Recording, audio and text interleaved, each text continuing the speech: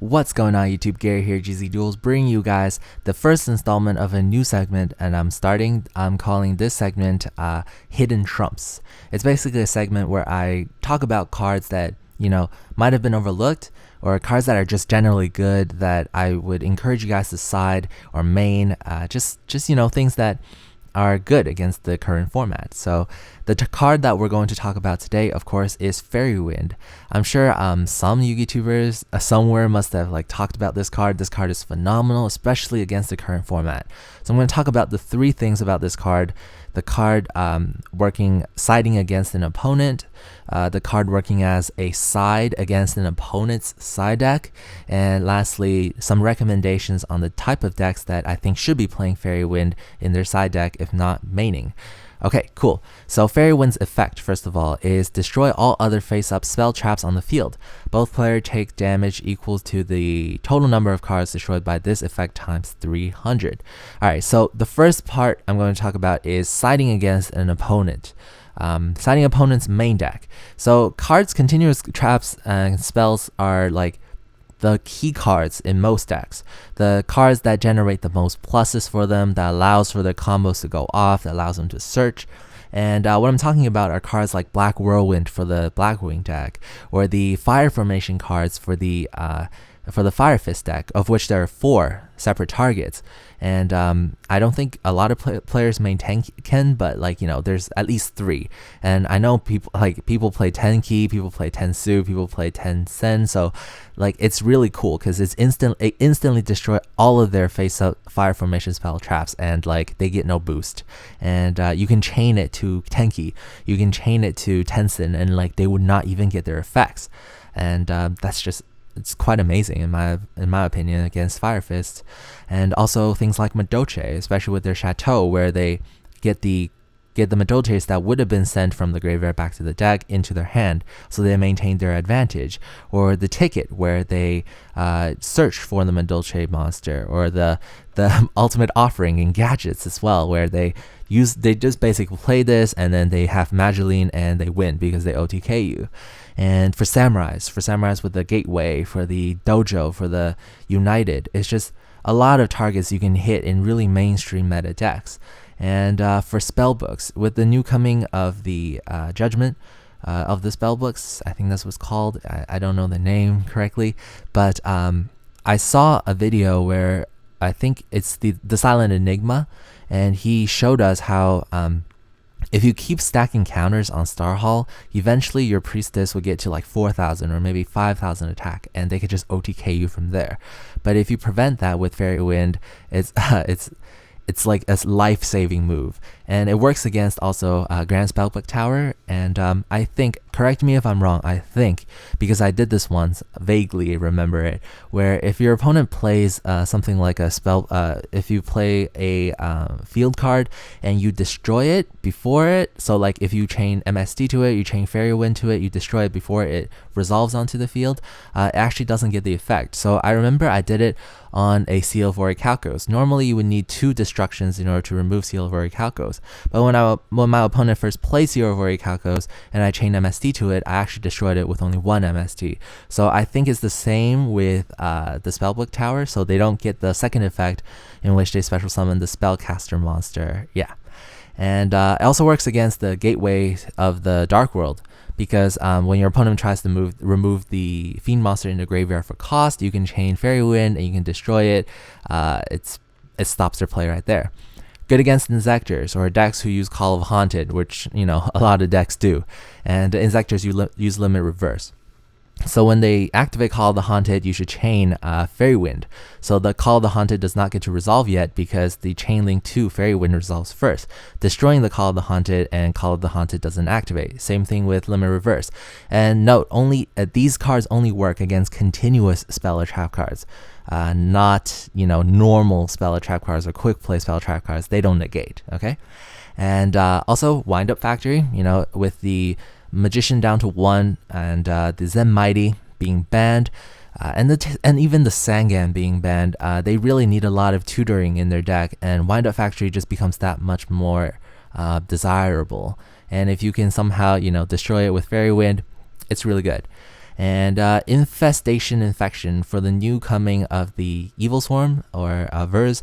They use this card excessively. First of all, they can search it with Ophion, and then they can basically use the cards that they need, get access to the cards from the deck instantly. So like you can shuffle one Evil Swarm monster from your hand to the on face up on your field back to the deck, and then add one monster of the same type to your hand. So it allows you to basically get whatever you need from the deck. So stopping this would be very key. Also, the infamous Abyss Sphere. So you would use Fairy Wind like this. When your opponent activates Abyss Sphere, you would chain Fairy Wind to it. So Fairy Wind will resolve first, destroying the Abyss Sphere. Abyss Sphere does not get to summon. It's like if you MST the Abyss Sphere. So this is just an extra option. Also for burn players, for stall burn players, they use Messenger of Peace, they use Wave Motion Cannon. For heal burn players, they use Bad Reaction to Samochi, and you could just basically get rid of those key cards, and they can't stall, they can't burn you, and you can attack and win. For ninja players like myself, I know that if you super transform with your opponent's monster, and then like before you do that, they MST it, your super transformation does not activate. Or even if you do transform with your opponent's monster and you get the big dragon monster out or the big wing beast monster out, and they activate Fairy Wind or they activate MST on it, your monster that you brought out with these ninjutsu arts will get removed. So it's actually quite a good play against ninjas as well. And just some common cards people use, like Fiendish Chain.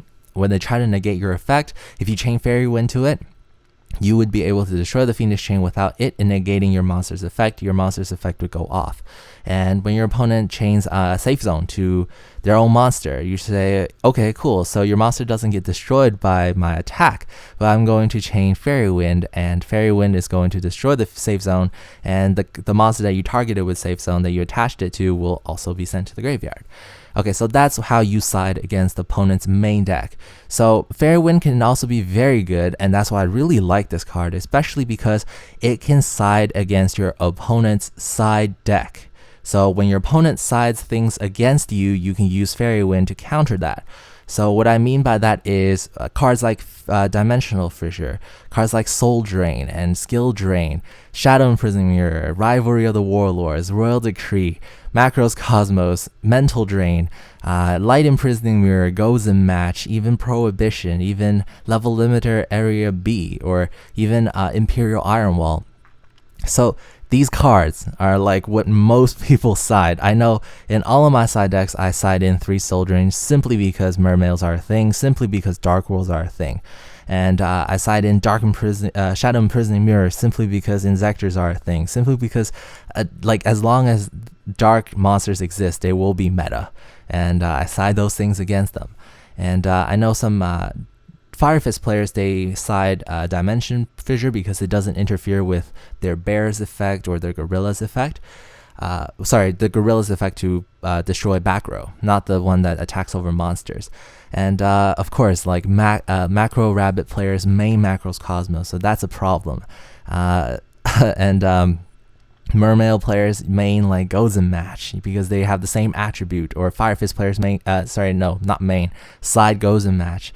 And Royal Decree, they side in against burn players. They side Royal Decree against decks with really heavy back row. So Fairy Wind would effectively deal with all of their problems. So if your opponent tries to chain Royal Decree, you're going to activate Fairy Wind in response. Fairy Wind resolves first, and then you destroy the Royal Decree before Royal Decree activates, and therefore you would negate Royal Decree, negating the trap that you activate in Chain Link 1. It's actually very versatile. It's really good against decks who side against you, especially because of these decks.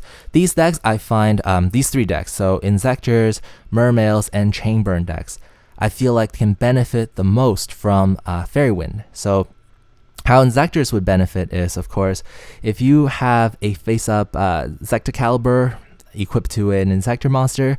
If you have a Gigamantis equipped to an Insector monster, you can activate Fairy Wind, destroying these 2 cards. Gigamantis will allow you to special summon an Insector monster from your graveyard, and Zectacaliber will allow you to get a Insector monster from your graveyard back to your hand. So that's very good. And also, if if you want to like get a search or get a draw, for example, from your card trooper, that can also work. So if you call the haunted a card trooper and then after it resolves you use fairy wind, it can still get you a draw. I'm not sure why you would do that, but it could happen.